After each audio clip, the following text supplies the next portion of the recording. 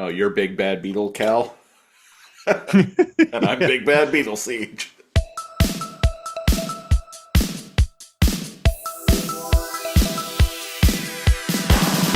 Lazor Comb. We are not going to panic. What the heck even happened to you, man? Vengeance. Shrimp Daddy! Ha ha ha ha! Give him a hockey stick! What am I, fucking magician, man? Am I some kind of fucking magician, man? Fucking nerd! Big nerd. Whatever. It's not like we're professionals anyway. And I'm not sorry anymore. Time to big brain. Every day, yes. What is the airwolf of trains? BORGIN Time today on episode 111 of the Lazor Comb podcast where we comb through classic television with a fine-tooth beetle. I am one of your hosts, Big Bad Beetle Cal. And I'm one of your other hosts, Big Bad Beetle Siege. Oh, I forgot to do the vaguely Northern European accent. I'm a terrible nihilist. And here we are. We are talking about the Borgs that are big. And they're very, very bad. They're very bad. Oh. They're big. They're very bad. But are they Beatles? Join us today as we discuss such things. Yeah, Big Bad Beetleborgs. On today's episode of Meet the Borgs. Meet the Borgs. Three typical average kids inside a haunted mansion. Just by chance, freed a ghost who made them Beetleborgs. Big bad Beetleborgs. Big bad Beetleborgs. Hey, look now, they're superheroes armed with superpowers. Taken from a comic strip and now they're Beetleborgs. Big bad Beetleborgs. Big bad Beetleborgs. On today's episode of Meet the Borgs, we're reviewing. Oh, geez. We're specifically reviewing episode. It's episode 3, but it seemed like episode 1 was kind of like a two-parter. It was, yeah. So this is technically episode 3, but it feels more like a second episode. Mm-hmm. And I had it up and then I closed it because I'm great at this.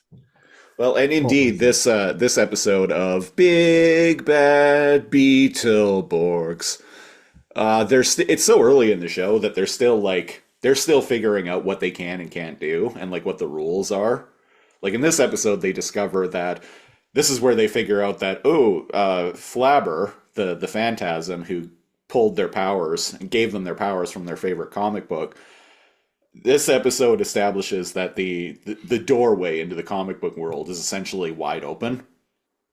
Still, that's right, and they need to put the Magnivores, Magnivores, back into the comic so that they can close the portal. Mm-hmm. And I'm like, oh. Great episode to randomly land on. They're telling me what's up. Yep. So what is Big Bad Beetleborgs? Kind of discovering what the hell. What is it? Oh man, what isn't it? Okay, so a phantasm that may or may not look like Jay Leno. He comes out of this haunted house and he's like, "Hey kids, you want to be Big Bad Beetleborgs?" And so they're like, "Hell yeah." 3 typical average kids inside a haunted mansion. 3 typical average kids inside a haunted mansion. Just by chance, freed a ghost, and now they're Beetleborgs. Big Bad Beetleborgs. I fucking loved this show when it was airing. Big Bad Beetleborgs. Yeah, I watched this while it was airing on Fox Kids back in I could see how fucking hype this would have been. yeah, I fucking loved this show. And honestly, like get to spoil my rating like right out of the gate, like even going back and watching it, which this wasn't a particularly great episode of Big Bad Beetleborgs. Oh, really? Still had fun. Because I laughed quite a bit at some of the things in this episode. There's some questionable things, but we'll get into that. But instead of having, it's just a trio. Instead of them being played by 25 to 30-year-olds, they're actually kids. Yeah, they are actually they are kids. So I would say of varying ages. Like they kind of look like the girl looks the youngest, right? Well, actually, this is perfect time to talk about the main cast. I'm gonna call the humans. There's a whole bunch of dudes inside the haunted mansion. But there's Drew. Yeah, the girl is Drew's little sister, I believe. Oh, is that it? Yeah. I didn't realize they were. Yeah. So Drew, he's the blue guy. And he has telekinesis, from what I've gathered from the episode. Yeah. One thing I found kind of interesting, they have like an activation like method. Mm-hmm. Like I noticed when he's using telekinesis, he like does this thing with his head and then like focuses. The green Beetleborg, his power. Roland. They all have different powers, like outside of their Beetleborg suits. Like, Drew, you mentioned his telekinesis. Roland, the green Borg. I think he speed. snaps. He snaps, and he can use super speed. Yeah, and Joe is like Drew's sister, and she like cracks her knuckles or motions to crack her knuckles, and then she's got super strength. Yeah. And they all use it back to back after they each do their like little like activation thing. And I was like, oh, that's like, I like that. And so maybe the age demographic is a little bit younger than, I don't know, Power Rangers is pretty young, but like it's more silly, I find. Yes. And I'm not saying that as a critique. Like I like that. But it's more silly, and it does feel like the age demographic is a little bit younger because of that. Big Bad Beetleborgs definitely leaned more into a sitcom structure than something like Mighty Morphin Power Rangers did. And the having a lot of goofy side characters, which I love. What a pitch for a show! It's like, okay, the year is 1996, right? You come in, you haven't slept in 3 days, right? You're high on meth. I'm mid shooting up heroin, the drugs of choice in the 90s, right? And he's like, Cal, you got to check out this like crazy. Okay, like what if it's like Power Rangers, but they're like Beatles and they're like shiny, but like there's a ghost, and I'm just like, say no more, fam. What, does the ghost look like Jay Leno? And you're like, he does now. And what if there's also like a mummy and a gargoyle? Fucking Universal monsters, man. Fucking Dracula's there, but we can't call him Dracula. But so we'll Fangula. That's it. We'll call him Fangula. Fangula. Yeah. Well, and like, what if like, I don't know, there's like a mummy and like a gargoyle and a Frankenstein that all live there too. Wait, is the show about them? No, it's like Power Rangers. It's about the kids. There's this whole other fucking show going on. Like, it does feel like two different shows. It feels like a kids show with Flabber, and maybe they go about different antics. And then there's a Power Rangers show, and they were like, this can't be two different. This can't be the same show. Clearly, it is. Never underestimate a Fox Kids executive with like an 8-ball, right? With an 8-ball of coke. And somehow it does feel like weird and like removed, but like the Jay Leno ghost, he gave them their powers, but the Beetleborgs are a comic in this show. What if they get their powers from a ghost, and we're going to name him Flabber, and he looks like a mix between Jay Leno, Elvis, and Liberace? Fuck yeah! Holy shit. And he's just got like quips up the yin yang, right? Like he's just making, like he's saying flabbertastic and flabbergaseous and I'm gonna flabberize you and other things. Yeah. And there's a lot of jokes in the show, particularly of him. Oddly, I thought it would become annoying and never quite.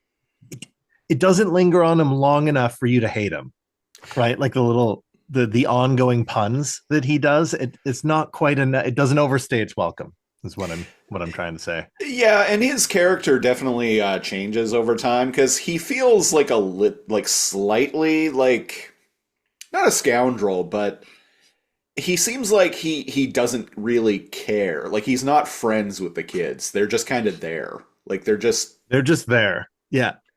These are kids. They wandered into my haunted house, and so I told them to fuck off, and I gave them powers. Yeah, pretty much. But as the show goes on, he definitely becomes like more of a friendly, like wholesome character. Does he? Yeah, from what I remember, anyway. That's nice. Oh man, the names of the Universal monsters. So we've got the Frankenstein monster, whose name is Frankenbeans. Frankenbeans, and he is dumb, and he kind of just goes, oh. It's funny because they got a tall actor for him. Then they've got the prosthetic headpiece that makes him even taller. And I don't know if you noticed, he's got platform like boots to really like exaggerate like all the height. What you said? Count Fangula. Count Fangula is the vampire. There's a gargoyle. The gargoyle. I don't think I don't remember the gargoyle at all, and I remember this show pretty well. Maybe because he didn't talk, so he's in this episode, but maybe they kind of don't use him much. The other there's monsters, a mummy just called like Mum or Mums or something. Mums, yeah. His voice is weird. I was expecting to sound like this or raspy, but he's just a guy who sounds like this, but his mouth doesn't move when he talks. But everyone else's prosthetics, it's shaped around so you can see their mouth, except the mummy. I don't know why that bugged me, but it did. And the werewolf is named Wolfgang. Wolfgang, of course. Und favorite character. Count Fangula is my favorite of the bunch. Very early on, when they're all like waking up and they're like, Flabber, like, what's going on? Why did you wake us up?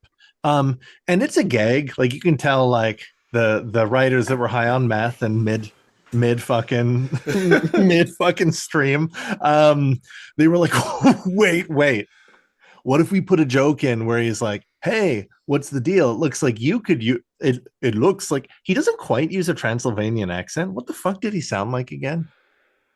He's got like sunglasses, and I don't know what his deal is, but he's like the fucking it looks like you could relax with a cool Blood Light, and the camera zooms in and he's holding a fake beer called Blood Light. I laughed. Nobody was thirsty. They didn't follow it up with anything.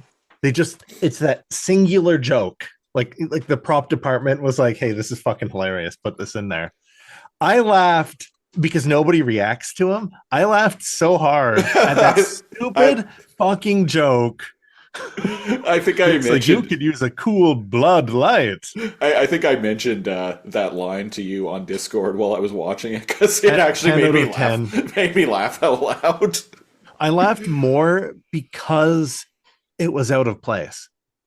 Like nobody was thirsty. Like there was no follow up to it. It was just like a random, like joke that they dropped, and I thought that was the funniest. I don't know. I thought that was funny too. So honestly, I could see it just having been a joke that like the actor made on set that day, and they were like, that's hilarious. And then the prop people were like, hold my beer, hold my Blood Light, hold my and Blood they just Light. printed it off, wrapped it around their like their blank aluminum cans, tape the back of it, and they're like, there you go, man. Definitely. What else? So should we get into the actual episode? We got the kids, right? I guess we can talk about the Magnivores, the 3 that we see in the episode, real quick. How they introduce them, funniest shit ever. Like, they're in the alleyway, like eating garbage.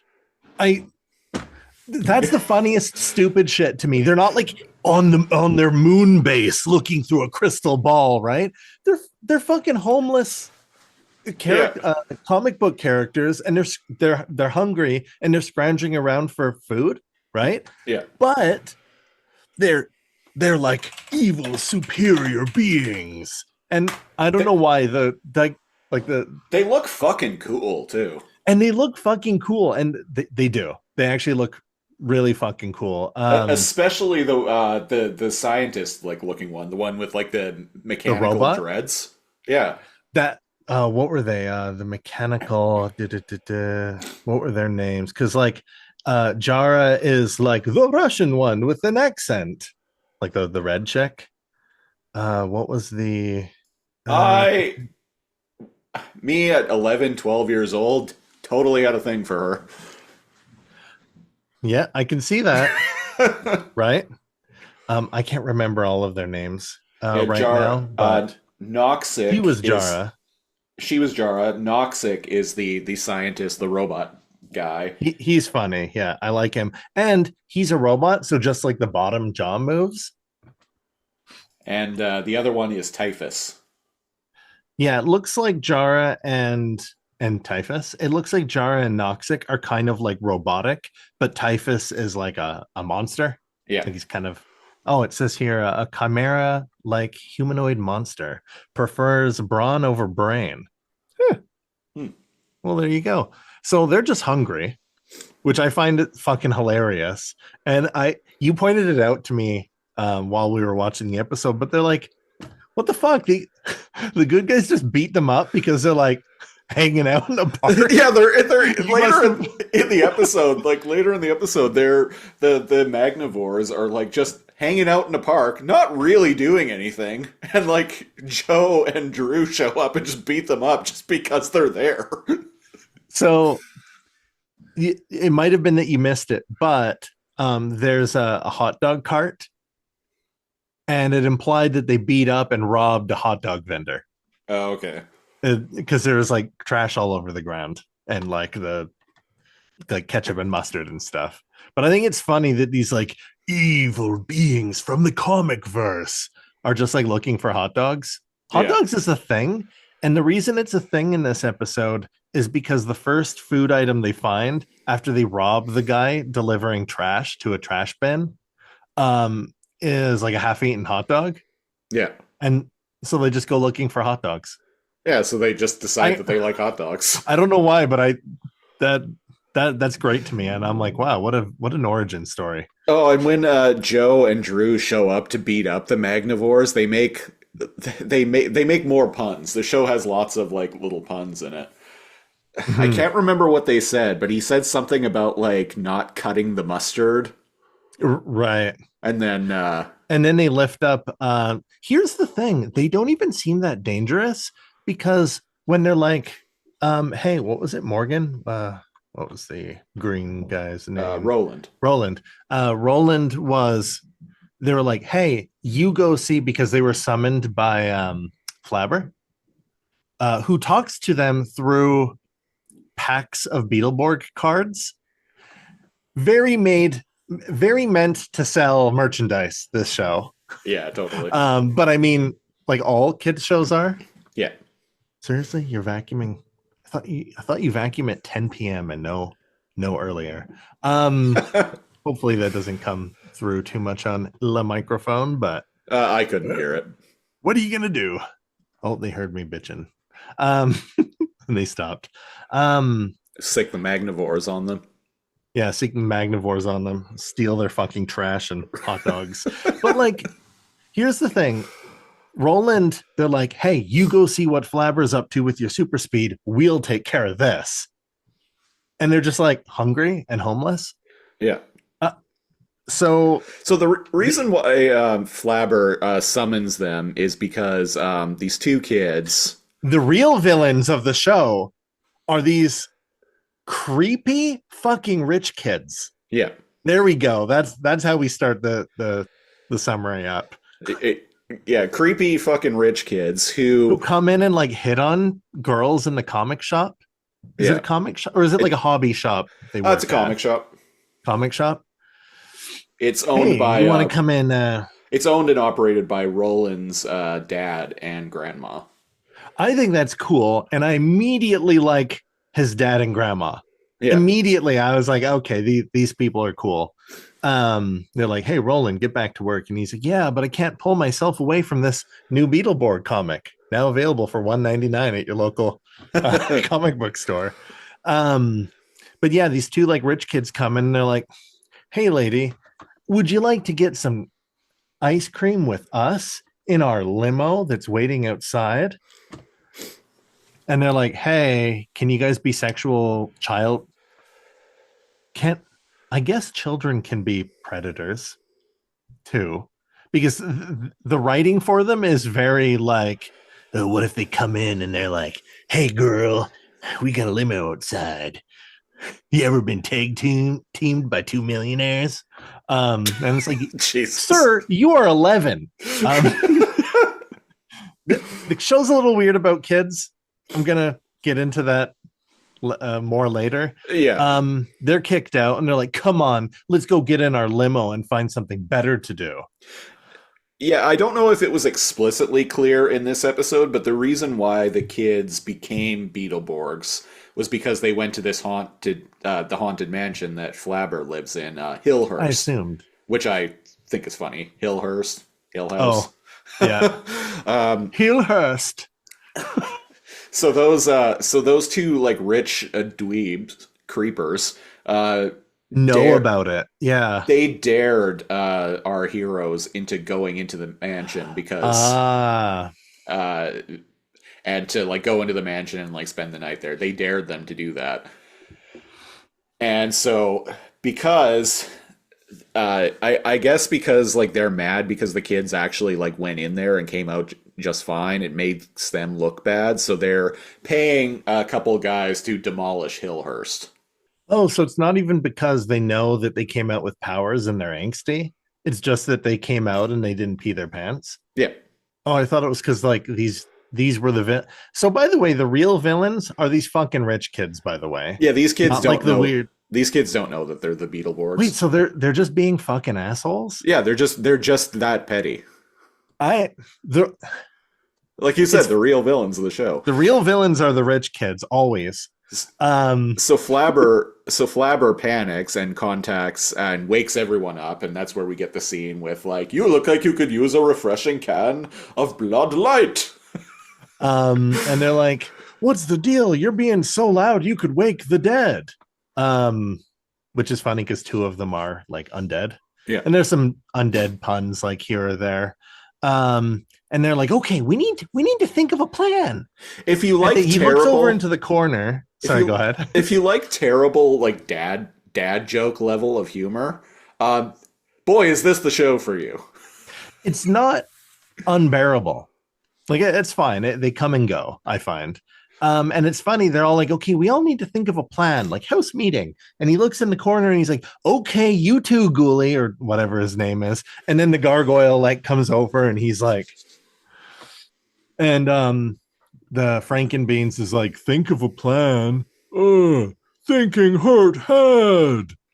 And there's this like weird montage where it shows like Flabber like using super speed and in different poses and like doing a moonwalk as there's like a musical number, and he has a Sherlock pipe and he's like doing all these different like skits trying to think of a plan, and then a light bulb appears above his head. They really go full cartoon, go full ham with like Flabber. Like he's kind of like the main character, really. It kind of reminds me of The Mask, honestly, which kind of tracks because The Mask was a fairly recent movie at this time. This was 96, yeah. Yeah, so this was only a couple of years after the Mask. That tracks. So yeah. like a lot because of the it's stuff... very his neck like elongates so he can talk to Frankenbeans. Yeah. His heart will go out of his chest. Like the creators were fans of The Mask. Yeah. Definitely. Yeah. So what's the deal? They use their powers to beat up these poor homeless villains, and then they're like, cool, that'll teach them. Anyway, so they're not even the main villains. The main villains are the construction crew that the rich people, not construction crew, shady dudes who own dynamite. Because, like, I'm pretty sure you don't blow up abandoned houses with dynamite. Well, and the rich like kids, like one of them like gives like the one guy an attitude, and he all of a sudden just gets this like almost psychotic look on his face, and the other guy's like was like, Hey, you don't insult Ed. You don't insult Ed. He don't like it. Listen here, kids. Ed doesn't Listen here, like kids. We work for your dad. We don't work for you. Yeah. All right, we're gonna take care of this.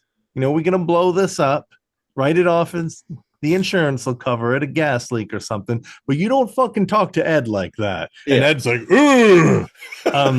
And it's such a weird. The weird writing in this is good. Like you're like, what the fuck? We're never gonna see these guys again. Like, what is that interaction? Like, what this guy gonna beat up a kid? And it's like, okay, sign here, initial here, and blah blah blah here, and we're out of here. So then there's this weird part as these two guys that own a van, legitimate businessmen. Mm-hmm. He's like, hey, all right, Ed, now make sure that you pay attention to this one. You're going to set up this here, but don't forget about this one. And he points to like a fourth dynamite stick. Such weird writing, right? And Ed's like, yeah, I got it. I'm not going to forget about that one. And I'm like, what, why is that scene in here? Like, it's funny as fuck, but like he pisses Ed off because he's like, and remember, don't forget about this one right here. But they're all in the same case. And he's Right. like, yeah, I'm not. Did you remember that scene? No. It's just bizarre. Like he's afraid of like setting Ed off on like a rampage, but like it's just very weird. And don't forget about this one. Making Ed angry. Listen here, So they go kids. about- You wouldn't like Ed when he gets real angry. This is my Ed's a real nice special cousin, Eddie. Ed's a real nice fucking guy. You see, but sometimes he ain't so nice. You don't want to see him when he ain't so You nice. think I'm mean? Don't even get on Ed's bad side. So we never get to the bottom of what the fuck is up with Ed, because when they go inside the Hillhurst gang, they decide to spook und two men trying to blow up the house. So they decide to scare him, and there's literal Scooby-Doo shenanigans that then ensue. We get like a Benny Hill type thing going of them, and it's like it doesn't play the Benny Hill theme, but it plays the. It sure seems like it. It plays music that is like distinct enough, but kind of evokes like the Benny Hill music. Yeah, like license-free Benny Hill like music plays as they all like scare the two legitimate businessmen. Yeah. What ends up happening in this? They all kind of show up and they're like, oh, we're getting out of here. And they leave the dynamite, and the two legitimate businessmen run away. But unfortunately, the homeless people they beat up in the park followed them to the old dilapidated mansion. Right. And this is where we find out because these like flying things like come out of the comic book. Jets. Yeah, They look cool. Yeah, Yeah. they do. Yeah, they come out of the comic book, and this is where and the kids are like kind of confused by this. Yeah, but, they're like, what the hell is happening? But this is where Flabber tells them, he's like, so when I like open the doorway to the comic book world to give you your powers, well, that door's still open, and we can't close it until the Magnivores go back into the comics. And so they're Well, like, have fun. and so they're like, wait, so monsters can just keep coming like willy-nilly? And he's like, you betcha. Anyways, good luck with these guys. And he transforms into a chicken.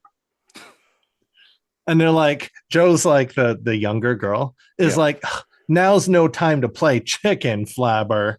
And there's this like part where Flabber's voice actor uses like a weird chicken voice and is like, Mark, but I'm just a chicken. Or anyways, like the funny thing is, I feel like this isn't a set. They just owned an old house and was like, perfect. Because it's so weird seeing this old shitty house and like then these like very flamboyant, flashy dressed like characters like hanging out by it. And also there's an orange grove. There's an orange grove. And the villains are just running through the. By the way, after they summoned that, they're still just idiots. Don't they try to eat the dynamite because it looks like hot dogs? Yes. At some fucking point. Yeah, one of them, I think it's Not Noxic, once. like actually bites into it and makes a stick of dynamite explode. And then later on, they're following. What is it? Flabber's like, hey, good things must wait, or he says some fucking thing, and he lights a dynamite like wick, but it's super long and it leads out into the orange grove. And the my brain just like shut off. The magnivores, right? Magnivores? Magnivores. What are they called? Magnivores. I got it right the first time. I doubted myself. They follow the wick. And by the way, this is during the kids being like, it's Borgin time. Green beetle, red beetle, blue beetle. It's a little bit cooler than that. It's time to bring out the Borgs. Remember when you asked how bad they can be? We're here to find out. So they have these radios, and they're like, "It's Beetle Bonders. Bonders? Beetle Bonders is what they call them, yeah. And they're like, HQ, we need our beetles. Because Joe figures out, she speculates, she's like, wait, so if things can just like leave the comic book world at will, that means we can summon the Beetleborg vehicles. Oh, so this is the first time they've done it. Yeah. So this is wild. So it's like, well, if they have access to the comics, then we do. So let's try that out. So instead of them going and like fighting like with people, they summon these like cool like beetle like robot things. Yeah. And they fly. They can like tanks on the ground, but some of them fly? Some of them, Joe's flies. Oh, and the others are on the ground. The others are tanks, basically. And so Joe's flies around. The others are sometimes there's 3, sometimes there's 5 enemy jets. Don't worry about it. It's chaos at this point in the show. Like the transformation sequence is cool. Eventually, they have a big robot they can summon that I think was called. Better be called Beetleborg. Gigantus, I think. Gigantus feels right. If it's not Gigantus, it should be. Gigantus Beetleborgs. Gargantus, that's it. Gargantus. Basically the same thing. Yeah, we call Gigantus Gargantus. So what ends up happening is after the really cool transfer, the suits are fucking cool. Like they just are. They do. They look really cool. The Japanese show that this series draws footage from, I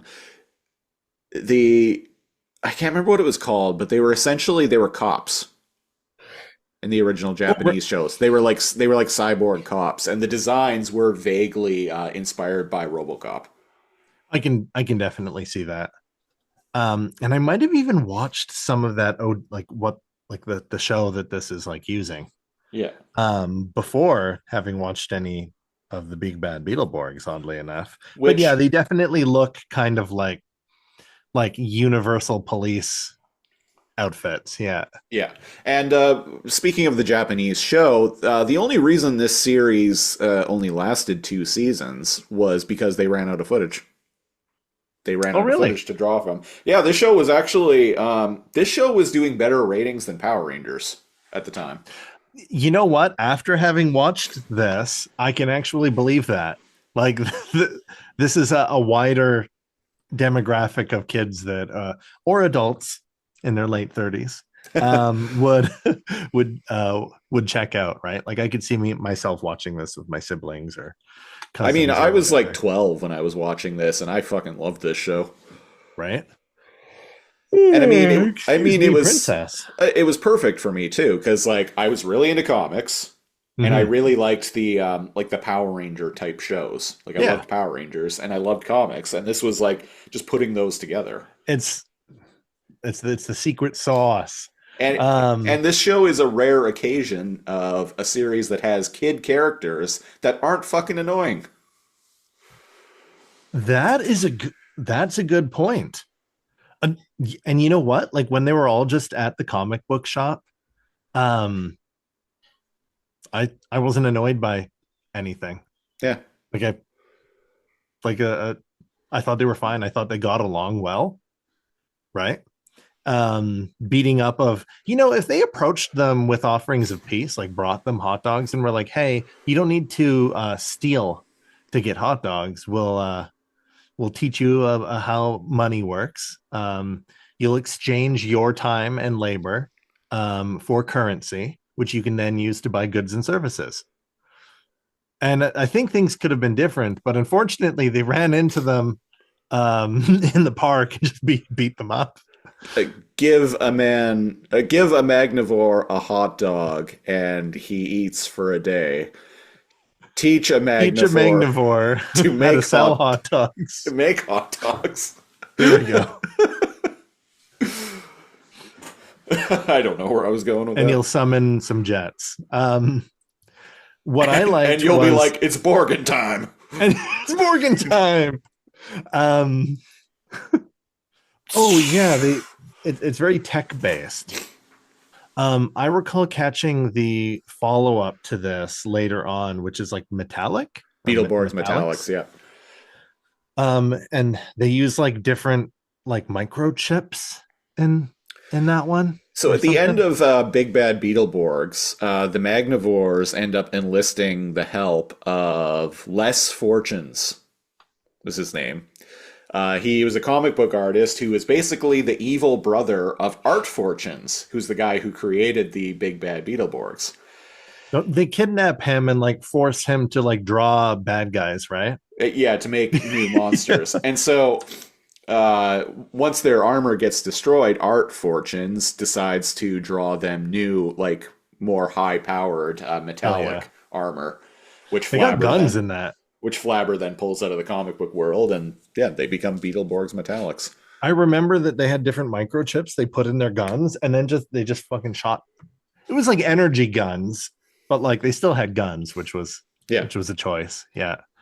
What ends up happening is amazing that I remember like plot details about this show this vividly after literally like almost 30 years. Decades, yeah. It's not like I've gone back to this show a ton either. I really, really, really liked Big Bad Beetleborgs. Yeah. I dug this episode. Like, it was funny enough that I might like go and watch that episode 1 to see how that comes across. But I really like that there's just a random orange grove and the ground opens up and just like machines come out of it, and I'm like, sure, why?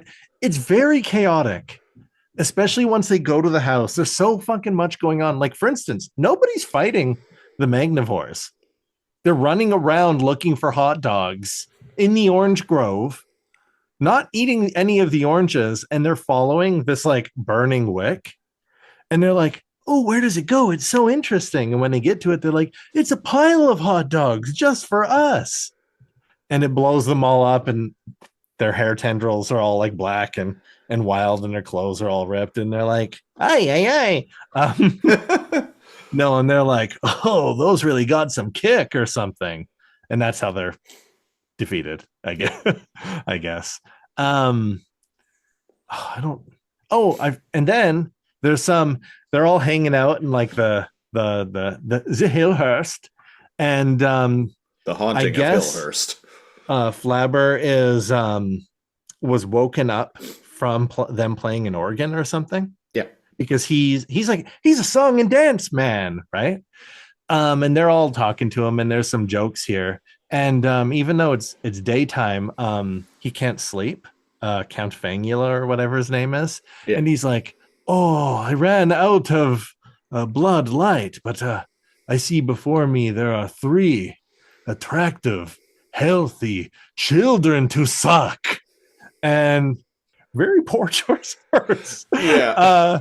And he chases them, and they go and they run out of the house like playfully. And I'm like, this guy just called children attractive. It's a bit nancy. Yeah. Yeah. Yeah.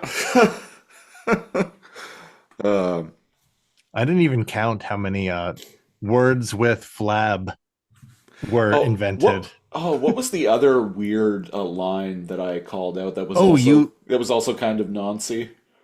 I'm gonna flobberize them. Oh yeah, Flabber says about like the rich kids. He's like, if I ever get a hold of those kids, I'll flabberize them. Is that legal in this state? And Joe goes and like confused, like shrug. It's a weird joke. When there's one weird joke about kids, it's a coincidence. When there's 2 in one episode, it's a little sus. Yeah, it's a little sus. Sus.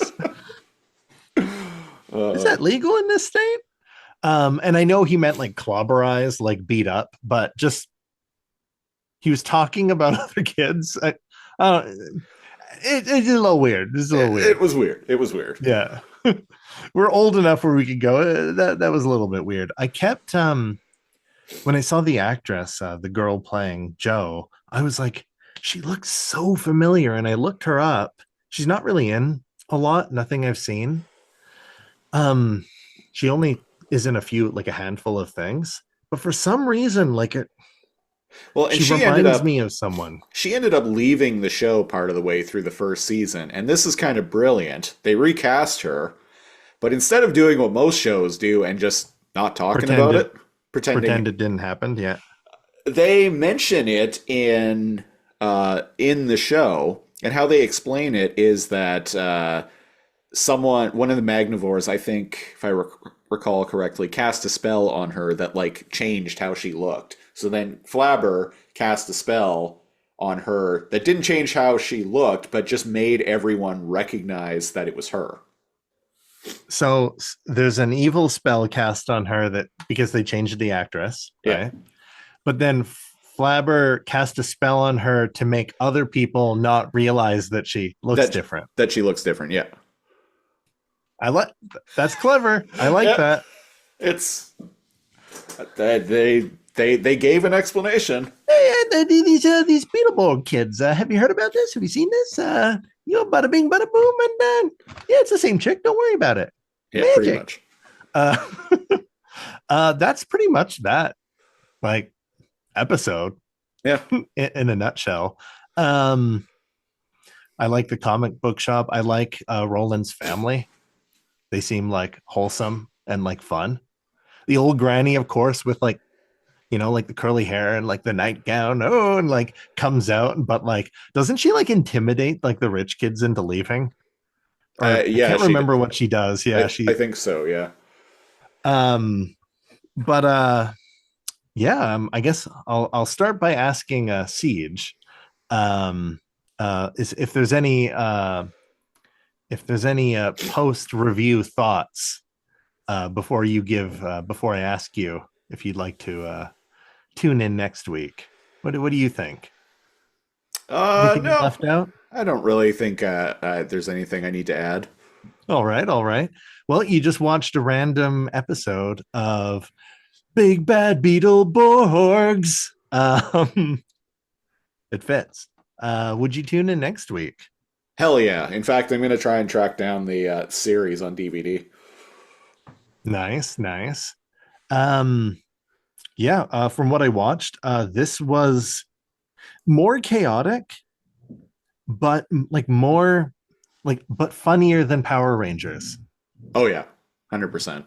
Like in multiple different ways, and not just because it like overloads you with puns, but like the kids do funny stuff. The bad guys are funny. I like that they start off by just wandering through alleyways, like eating trash. Like I, I, I slept on this one, man. I missed this one, and I wish I didn't. I definitely tune in next week as well. Sweet. Yeah, I love this show. I still have a lot of fun with it. And honestly, I think like the non-Beetleborg stuff is the most interesting stuff in the series, oddly enough. That's why I kind of yada yada the Beetleborg parts. Yes. If it was just these kids and this weird house and like, you know, like the rich kid villains and like maybe keeping the weird alien robots as like bad guys, that I'd still watch this. Like that was more interesting than just like, you know, the Beetleborg battalion like fighting comic book jets, right? Yeah. Yeah, I agree. And it was only the last little bit that was the actual like Beetleborg stuff. And instead of filling the episode with like 4 minutes of a transformation sequence, no shade thrown at Power Rangers, but like a lot of it is just repeated like visuals of it's morphin time and transformation sequences and like Zords being summoned like like the pterodactyl coming out of what the is it, T-Rex like slowly being like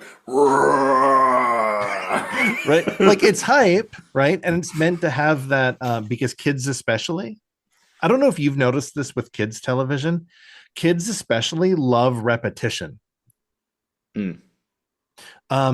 Did you ever, I guess you didn't have younger siblings, but you never would have watched any Teletubbies? No. There's a section when the Teletubbies come out and they turn on their TV. It's like one of the four ends up having a segment, and it's like a child education segment. It'll show kids playing or making something, right? After they all watch it, they go, ha ha ha, again, again, again, again. And then the same segment will play again. Huh. And I thought that was the strangest shit ever, but like kids will watch the same shows and the same movies over and over again, right? Like little kids will watch like Aladdin like 10 times in one weekend, and you're like, okay, that's what you want to do. I definitely did that too when I was a kid. And right? I did that probably later than most kids did too. Like I did that, I think I only really stopped doing that when I was like maybe 11 or 12. But prior to that, it's like I would watch like Batman Returns like over and over and over again. I do that with, or did I? I never really did that, but I played a lot of video games like over and over. I did that with Batman Returns and the first Batman movie. I did that with Transformers the movie, which big surprise there. I did that with Spaceballs. Okay, that's a good one. Yeah, watch Spaceballs over and over again. My cousin watched Grease over the course of like a summer, like 100 fucking times. And I was like, "Don't you want to watch something else?" And she was like, "No." And I'm like, "Okay." But I never had that, but I definitely noticed that like growing up. So that whole like, even though Power Rangers is like 1/5 of the show is just like repeating sequences, kids fucking love that shit, man. So it's kind of nice that the Beetleborg stuff in this was faster, and only kind of like in the last like 3 minutes of like the last 5 minutes of the episode. That's just my opinion, man. So yeah, I agree with you. The more interesting parts were the escapades of the characters. I feel like there's a whole kids show that's just Flabber in the house with the other like cryptids and them trying to hide their identities, and the kids know about them and they like come and go, and rich kids want to destroy the house or like expose like that there's actual like monsters living there or something. I feel like that's a whole other show. I wonder if there's a Big Bad Beetleborgs podcast. Let's find out. We're going in, folks. Got my iPad handy, which I just got an iPad. Ooh, fancy. And I'm very fond of it. It's We been had an iPad that, excuse me, folks. We had an iPad that I've had for a few years now. It's pretty fucking expensive. Hopefully they've come down. I got mine through device subsidy through my cell phone provider. Okay, so some kind of like deal or bundle or something like that. Yeah, I got a discount on it because I already have a cell phone with them. I cannot find a Big Bad neither can I. Beetleborgs podcast. Not one specifically dedicated to it, anyway. I can see like a short run podcast that talks about like the Super Sentai kind of Americanized like shows. I don't know how many of them there are, but there's at least a few. Speaking of which, once again, we didn't decide what we were going to watch. I was just thinking that. So I want to propose something to you. Uh-oh. We carry on a theme here. Okay. Motherfucking VR Troopers. Oh, there we go. There's another one I missed. Yeah, I never watched VR Troopers either, but it's very much like of that time. Or like Superhuman Samurai Cyber Squad. Oh, that's a good one too. Which one? I remember the theme song to VR Troopers. The theme song was pretty good. I never watched. Wait, why does that look like Ultraman? Because I think VR Troopers used Ultraman footage. Yeah, like is this just Ultraman? Huh. Or no, Ultraman looks a little different. Superhuman Samurai Cyber Squad used Gridman. Gridman. VR Very Troopers. Similar. Well, we can do them both. Which one do you want to do next week? VR Troopers Let's do VR Troopers. Okay. Yeah.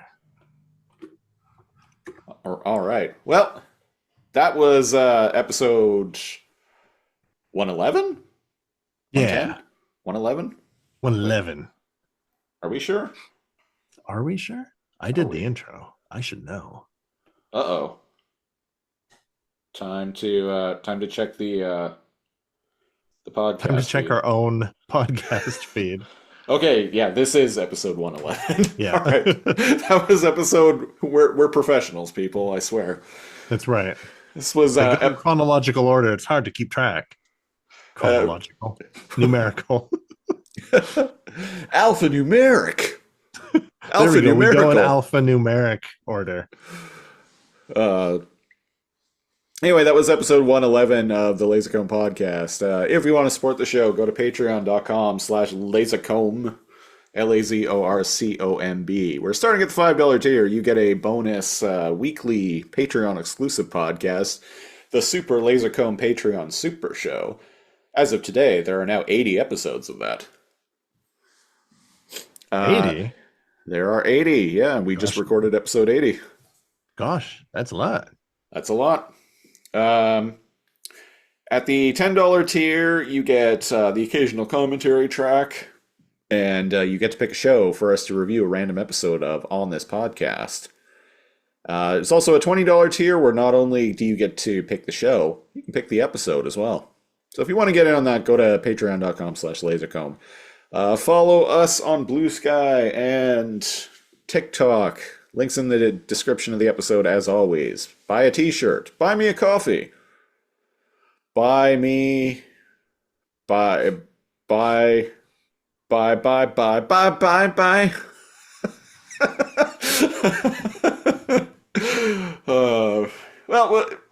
be back. Join the $1,000 tier where we do a perfect recreation of the music video by NSYNC. And followed up with the dance from the Peacemaker intro. Oh, there we go. We could do that. I'm excited for the what moves the next are intro looks like. Yeah, Those are apparently, fun. apparently it's different, but James Gunn says he like specifically set out to like top what he did in the first season. So, Oh boy. oh boy, indeed. We'll be back next week with well, VR Troopers, and to figure out what episode of VR Troopers we're gonna watch, I'm gonna hit screen There was a VR share. Troopers board game. Sharing the screen.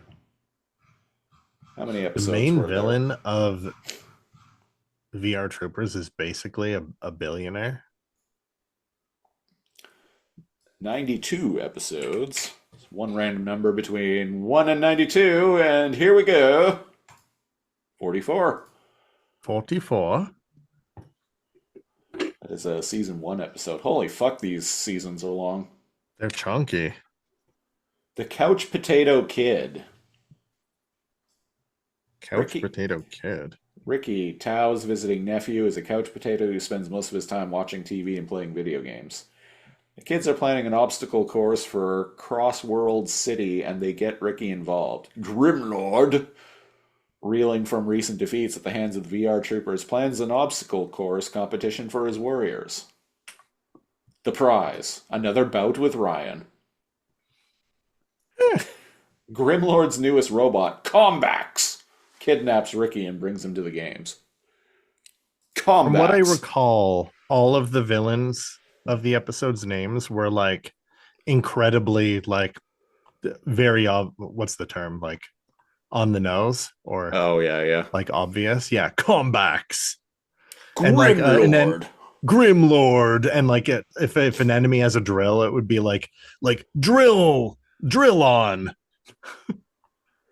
What we're saying is that we can't all have Transformers naming schemes. Oh man, I got so thrashed in the mosh pit at the Grimlord show. It does kind of sound like a metal band. but not a real metal band. It sounds like a fake metal band in like that a you would TV see show. in a TV show. Yeah. Yeah. Grimlord. Grimlord. Oh man, and Combax opened for them.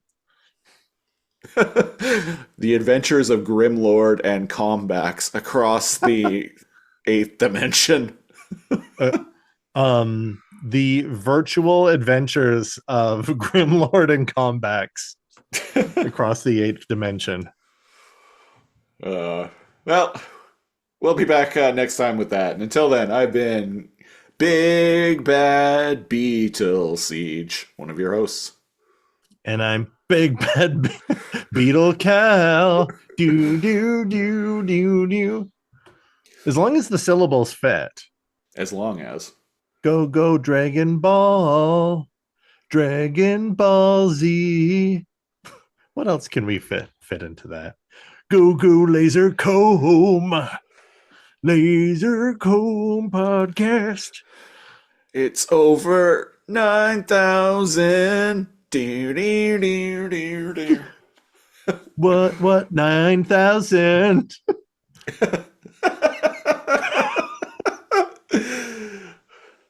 Oh, they're in the episode too of Big Bad Beetleborgs. There was what did she say? Joe said too much something, which made me laugh. I caught that at the moment. Yeah. I can't remember what it was, but she said too much something. But yeah. The reason why I took note of that was because the subtitles on YouTube actually capitalized too much blank. Oh, really? As if it title cased it. I was like, huh, is my TV just that used to too much Energon? Oh, maybe. I found this on Internet Archive. I could not find this on, I didn't look too hard, but never found it on YouTube. Oh yeah, the whole series is on YouTube. The quality is atrocious, but... Yeah, I checked a couple episodes out. I could only find the metallics, and the quality was shocking. And then I found an Internet Archive list of the episodes, and I was like, ooh, there we go. These are watchable. Those ones were better quality? Yeah. Maybe I'll get that link off of you then. All right. Because I feel like watching more Big Bad Beetleborgs. Yeah. All right. We borged it. All We right. borged it up. Thanks for listening. We will Beetle Bond and Borg you down next time. We'll see how bad the Beetleborgs will be on next episode. And from on a scale of 1 to 10, how fuckable is Jara? Leave your ranking in the comments below. Bye-bye. And if it's anything less than 10, we block you. If it's anything less than 10, just stop listening to this podcast. And if you want something crazy like VR Troopers, I kill you. Seriously, she wears like red spandex with like thigh highs. And like Doesn't even matter if you're a robot. That's enough. And like the actress who plays her is pretty curvy. Jara from Beetleborgs. Google image search. Jara from Beetleborgs. Well, wait a second. The actress is hot. Is she? Or well, no, because it would be different because it would be a Japanese. Well, hold on. Who is this?